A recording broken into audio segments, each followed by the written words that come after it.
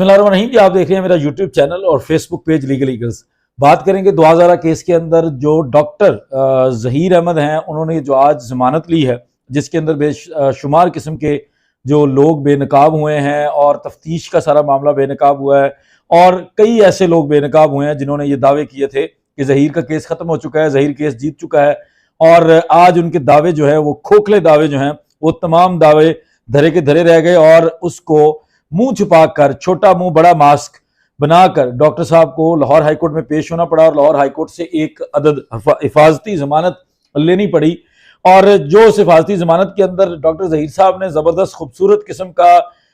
अपनी पिटीशन के अंदर बयान लिखा है, ये जो जिस वजह को बयान करके लिया है वो आपके साथ शेयर करेंगे। आप हैरान रह जाएंगे। आप मेहदी काज़मी साहब के जुल्म सितम देखिए कि डॉक्टर ज़हीर साहब को क्या क्या कहना पड़ा है लाहौर हाईकोर्ट में, जिसके ऊपर उनको बेल मिली है। तहरीरी फैसला आ चुका है, मेरे हाथ में, और बहुत जल्द हम इसको कम्युनिटी पोस्ट के ऊपर अपडेट कर देंगे ताकि आप लोग देख सकें कि तहरीरी फैसले के अंदर क्या लिखा हुआ। ये जी जमानत का ऑर्डर है, क्रिमिनल मिसलीनियस नंबर 43,772 B/2022 है। ज़हीर अहमद बनाम सरकार इसका टाइटल था। लाहौर हाईकोर्ट के अंदर, जैसे मैंने आपको रात से ही अपडेट कर रहा हूँ कि लाहौर हाईकोर्ट के अंदर बेल पिटीशन थी, अब चूंकि तहरीरी फैसला आ गया है। राय खुरम महमूद साहब जनाब वो एडवोकेट हैं, वो वकील हैं, ये वही वकील हैं जिन्होंने ये सारा मामला जिनके पास शुरू हुआ था, जिनका शुरू में बयान था कि ये एक वॉक इन क्लाइंट था। ये मैं अपने दफ्तर में बैठा था और मेरे पास चल के आया क्लाइंट। राय खुरम साहब इसके अंदर एज ए लॉयर अपेयर हुए हैं। मैं ऑर्डर सेम जिस तरह लिखा है उस तरह पढ़ देता हूं, उसके बाद फिर इसको एक्सप्लेन कर लेते हैं, इसका पोस्टमार्टम कर लेते हैं, देख लेते हैं कि ज़हीर साहब की कंटेंशन क्या है, ताकि पहले आप लोगों के सामने आ जाए। क्योंकि लाहौर हाईकोर्ट का फैसला है तो हम इसको एज इट इज पढ़ेंगे जिस तरह लिखा गया है। It is contended that the complainant of the case is trying to falsely implicate the petitioner in case FIR number 159/2022 dated 16/4/2022, offense under section 364A PPC and 3(1) of PTIP, ये जो trafficking का है, और act 2018 registered eight police station Alfalah Korangi Karachi. That complainant is also not allowing the petitioner to reach the court of first instance, that everyone has right to have recourse to the legal proceedings and approach the court of competent jurisdiction. An affidavit has been submitted in support of the contention या contents of the petition. For the reasons set forth in the, ये अब जो अदालत फैसला पास कर रही है वो है, for the reasons set forth in the petition duly supported through an affidavit, एक बयान हल्फी हलफनामा दिया है। और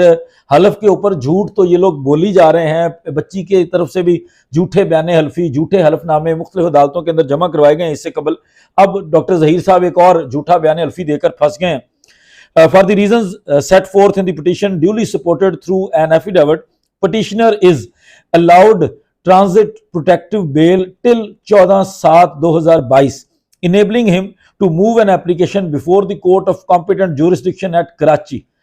अब ये वो चीज है जो मैंने आपको कहा था कि उसको ये इजाजत दे दी है अदालत ने। अदालत ने कहा है कि ठीक है भाई, तुम्हें इजाजत दे दी है, तुम जाओ, चूंकि तुमने एक बयान हल्फी दे दिया, तुम हलफनामे के ऊपर कह रहे हो कि मेहदी साहब तुम्हें इजाजत नहीं दे रहे, मेहदी साहब तुम्हें जो है ना वो रोक रहे हैं, रुकावट डाल रहे हैं अदालत तक पहुंचने में, तो तुम ऐसे करो, हम तुम्हें इजाजत देते हैं, तुम जाओ और उस कोर्ट तक पहुंच जाओ, जिस कोर्ट के अंदर इस मुकदमे का बाकायदा जो उसकी जुरिस्डिक्शन बनती है, जो उसका हदूद और अरबा बनता है, उस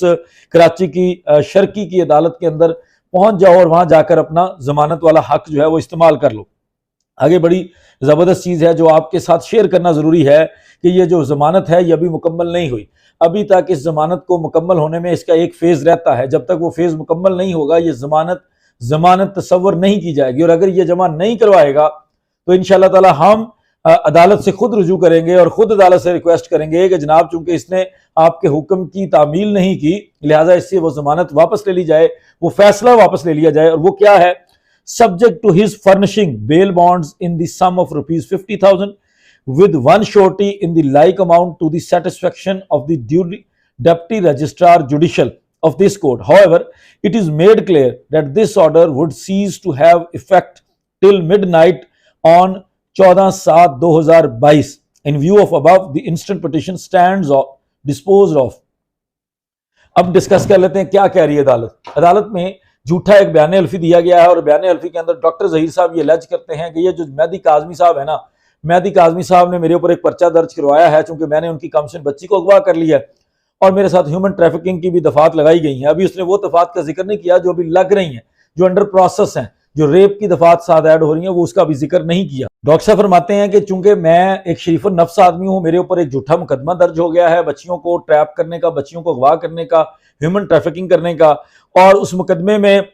मैं एक बाइज्जत शहरी हूं। मैं चाहता हूं कि मैं जाऊं और उस मुतलका अदालत के अंदर जाकर अपना मौकफ रखूं और वहां से जमानत ले लूं, लेकिन मेहदी अली काज़मी साहब नामी जो एक शख्स हैं वो मुझे जो है ना वहां पेश नहीं होने दे रहे और वो मुझे इजाजत नहीं दे रहे और वो मुझे उनसे खतरा है कि मैं वहां जा नहीं पाऊंगा। ये उसने बयान हल्फी दिया है, हलफनामा देकर दिया है और बहुत बड़ा झूठ बोला है। चूंकि मेहदी काज़मी साहब तो चाहते हैं कि तुम जाओ, अदालत पेश हो और उनके सामने आओ, अदालत के अंदर उनका मुकाबला करो, अदालत के अंदर उनका सामना करो, जो तुमने घिनौना किस्म का जुर्म किया है उसके लिए आकर तुम उसको फेस करो। खैर, इसने एक झूठा बयान हल्फी दिया और उस बयान हल्फी की बुनियाद पर यह कह रहा है कि जनाब मुझे उस अदालत तक जाने की रसाई की इजाजत दी जाए, जिस पर अदालत ने इसके उस बयान हल्फी की बुनियाद पर, जो कि मैंने आपको कहा था प्रोटेक्टिव बेल मिल जाती है बयान हल्फी की बुनियाद पर, सब्जेक्ट टू करके कि अगर वो बयान हल्फी सच्चा है तो तुम जाओ और तुम वहां पे पेश हो जाओ। लेकिन अगर तुम यहां पे पहले 50,000 रुपए का मचलका और एक अपनी श्योरिटी, अपना गारंटी करने वाला बंदा जो है वो लाओ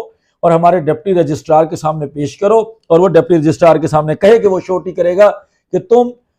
इस बेल को गलत इस्तेमाल नहीं करोगे और जो भी चीजें बेल के अंदर, जो बेल के हवाले से जो कानूनी शराइत होती हैं वो पूरी करोगे, तो तुम जाओ और वहां पे जाके उस कोर्ट के अंदर पेश हो जाओ। साथ अदालत ने कंफर्म कर दिया कि ये 14 तारीख को रात जो 12 बजे का टाइम है, मिडनाइट है, उसके बाद इस बेल की कोई हैसियत नहीं है। लिहाजा जैसे मैंने आपको जिक्र किया था आज के लाइव में, इसको व्लॉग की सूरत में भी हम लाइव वाले को अपलोड करेंगे शाम में, कि जैसे आपको जिक्र किया था कि उसको 14 तारीख से आगे का टाइम नहीं है। 14 तारीख तक अगर जहीर अहमद कराची की अदालत, कराची का मेहमान बनकर नहीं आ जाएगा तो जहीर की ये बेल खत्म हो जाएगी और जब ये बेल खत्म हो जाएगी तो हर हाल में अब तो तफ्तीशी के लिए कोई ऑप्शन नहीं है। वो तफ्तीशी चाहे शौकत शाहानी रहे या कोई और तफ्तीशी आ जाए, कोई भी तफ्तीशी इस मुकदमे को तफ्तीश जब करेगा तो वो अवॉइड नहीं कर सकता इसको अरेस्ट करना, वो इसको छोड़ नहीं सकता खुलेआम किसी भी सूरत में। और जब सबसे इंपॉर्टेंट चीज है, अभी तक मेरी इतला के मुताबिक इस मुकदमे का मुचलका अदा नहीं किया गया और अगर ये मुचलका अदा नहीं किया गया, श्योरिटी बॉन्ड नहीं दिए गए, श्योरिटी ने जाके वहां पे साइन नहीं किए, तो फिर ये बेल तस्वुर नहीं होगी और उसके लिए अदालत से रुजू किया जा सकता है और ये बेल नहीं होगी। पुलिस चाहे तो इसको अरेस्ट कर सकती है। ये जरूरी बताना है कि अगर पुलिस को, फिर भी पुलिस का दिल करे, पुलिस को ये एहसास हो जाए कि हमने किस कदर हसास किस्म के मुकदमे के अंदर एक मुलजिम को बिल्कुल खुलेआम छोड़ा हुआ है, जो कि सोसाइटी के लिए खतरा है, जो बच्ची के ऊपर तशद्दुद कर रहा है, जो बच्ची के मुंह से नफरत अंगेज फिक्रे निकलवा रहा है, जो बच्ची के मुंह से ऐसी बातें निकलवा रहा है जिससे दुनिया भर के वालदैन की तजलील हो रही है, दुनिया भर के वालदैन के जज्बात को तकलीफ पहुंच रही है। तो ऐसे खतरनाक शख्स को बाहर नहीं छोड़ना चाहिए। तो पुलिस के पास अभी भी ऑप्शन है,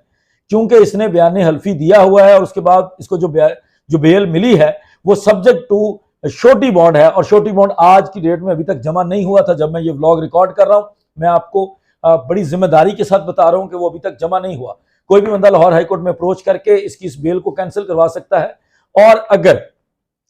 अगर ये बेल बॉन्ड देने आएगा, श्योरिटी बॉन्ड देने आएगा, तो एक बहुत मजे की और दिलचस्प बात है वो ये कि जिस तरह आज मुंह छुपाकर अदालत में आया गया है और यकीनी तौर पर आज के दिन में श्योरिटी बॉन्ड मुमकिन नहीं है,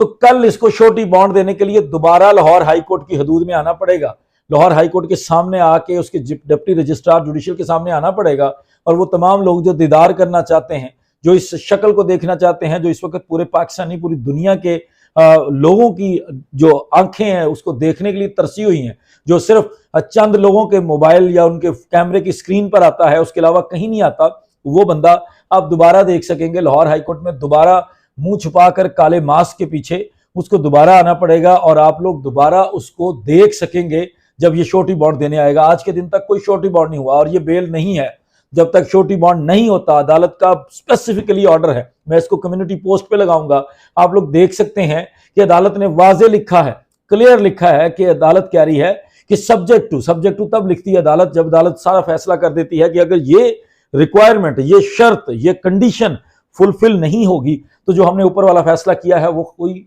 अहमियत नहीं रखता। तो ये लाहौर हाईकोर्ट का फैसला है जो आ चुका है, जो आज के दिन डॉक्टर जहीर ने, मुबैना जहीर गैंग के मरकजी किरदार ने एक जमानत दायर की थी, प्रोटेक्टिव बेल दायर की थी मेहदी अली काज़मी साहब के ऊपर इल्जामात लगाकर कि चूंकि वो मुझे उस अदालत में पेश नहीं होने दे रहे तो लिहाजा मुझे वहां पे जाने के लिए इजाजत दे दी जाए। तो ये उस बेल का तहरीरी फैसला आ चुका है। बहुत जल्द कम्युनिटी पोस्ट के ऊपर भी आप देखेंगे, जब मैं ये व्लॉग रिकॉर्ड कर रहा हूं अभी तक ये जमानत मुकम्मल नहीं है, इसके अंदर जो भी फर्दर अपडेट होगी मैं आपके साथ जरूर शेयर करूंगा। क्योंकि मेरी अदालतों से मुतल्लक मामला है तो इसमें हम इनको किसी किस्म का फाउल प्ले नहीं करने देंगे और खासकर लाहौर के अंदर तो बिल्कुल नहीं करने देंगे। इसलिए इस हर चीज के ऊपर हम नजर रखेंगे और आप लोगों के साथ फौरन शेयर करेंगे ताकि आप लोग मैक्सिमम लोगों के साथ शेयर कर सकें। और मुझे इजाजत दें तब तक, और जो भी अपडेट आती है मैं फिर हाजिर हूंगा। बहुत शुक्रिया। अस्सलाम वालेकुम।